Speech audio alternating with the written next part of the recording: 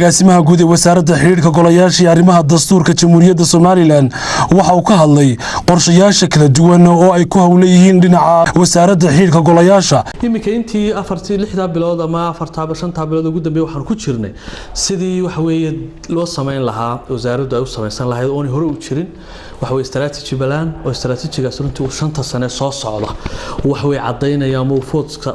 focus gareynaya sidii wasaaraddan runtii ay talaabooyinka ay qaadi lahayd haday tahay xagga xiriirka golayaasha haday tahay xagga dastuurka haday tahay xagga baarlamaanada iyo wax weeye xiriirada dunida iyo dhinac walba wax weeye koobsanaya ayaa la sameeyay istaraatiijiyada waxaan ka sameeynay haddana qorshe hawleed oo action plan isaguna wax weeye ku qotoma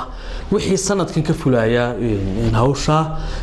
sanadkii qayb tagtay wax badan baan ka qabanay iminkana inta hadhay runtii waxaan doonaynaa inaan qorshihii aan guda galo agaasimaha guud ee wasaaradda xiriirka golayaasha iyo arrimaha dastuurka Jamhuuriyadda Soomaaliland mudane Maxamed Xuseen Dabeeye waxa uu sheegay in dhawaanaha ay bilaabi doonaan mashruuc oo bulshada Soomaaliland ugu soo bandhigayaan sidii loo baran lahaa dastuurka Jamhuuriyadda Soomaaliland dastuurku uu kala cadeynaya wax weeye waajibaadka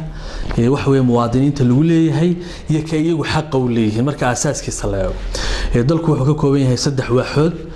marka wasaaraddu hawsha ugu weyn ay qabanaysaa wax weeye in dastuurkii horta dadkii la baro